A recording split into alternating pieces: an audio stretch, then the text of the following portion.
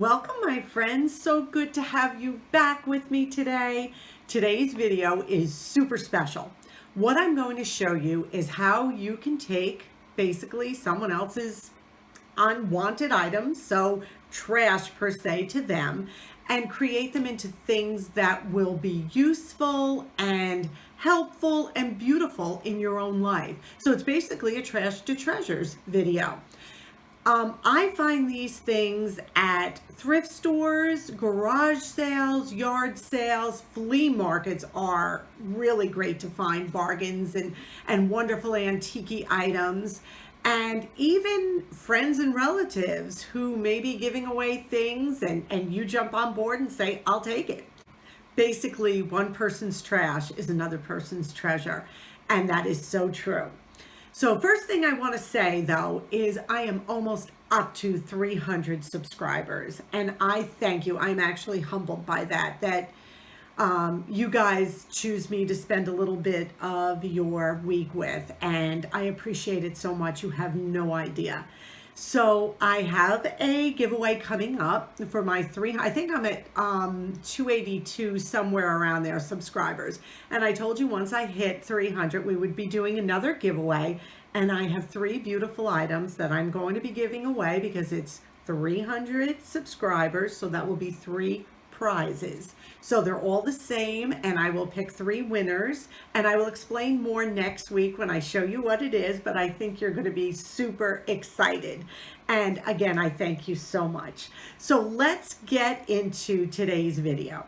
First thing I want to show you, we were cleaning out, my mom unfortunately passed in 2017. And while we were going through her things, I found treasures that I didn't even know she had or existed. And this is one of them.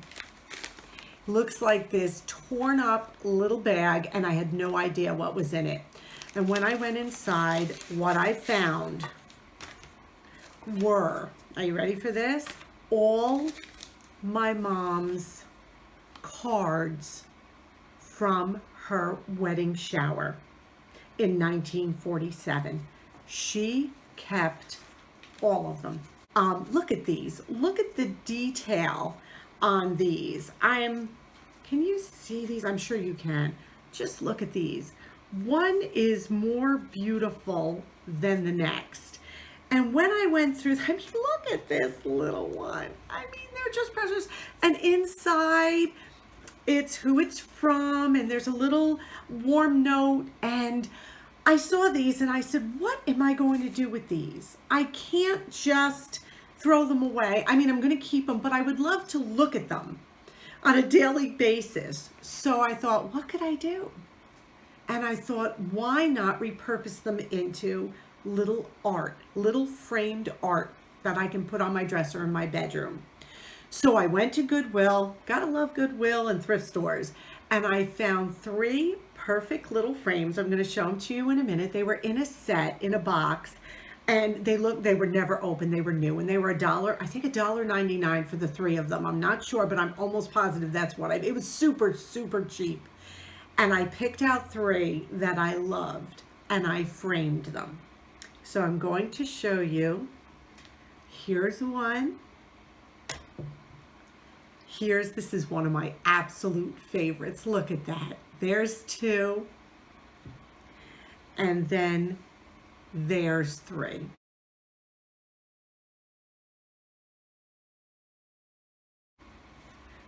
How cute, right? Do you see these? I am in love with them. They're a little piece of my mom in my bedroom every day. So I wanted to share with you something like that. Super simple, right? Super simple.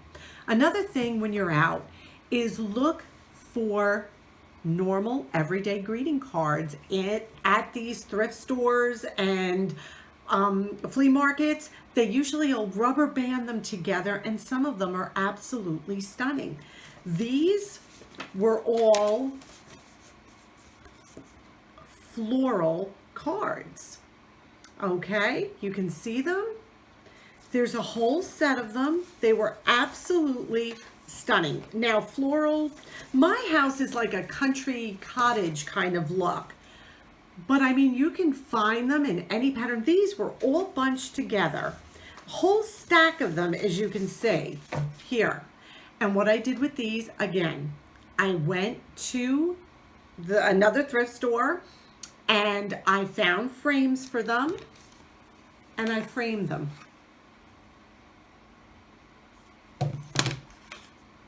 Look at these. I mean, these look like I paid big bucks for these. And let me show you what they look like in the bedroom, in our guest bedroom upstairs.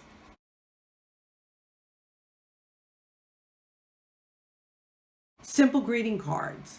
Keep your eye out for things like that can be turned into home decor. If you've ever gone into like a home store and you see how much a picture costs, or even a frame in, you know, a higher end store, I guess we could call them, they're a lot of money. So keep an eye out for frames, for cards that you can trade, or posters. Magazines is another one. Beautiful pictures and magazines that you can make into wall art or table art, counter art, whatever. I know we've talked about greeting cards before and how expensive they are in like Hallmark stores and things like that. Now the dollar store has absolutely lovely cards, don't get me wrong, but always look for little boxes. I found this in someone's, it was just like this. I opened it up and look at these treasures. Look at these greeting cards. I don't know what year they're from, but this one is all lace. This is embossed. I mean, look at this. They're brand new. No one ever used them. Could you imagine? Look at these. Can you imagine sending someone, look at this, a card like this? Oh, this one doesn't even, oh yes, there it goes. Look at that. Beautiful. I mean, these are treasures. Look at these.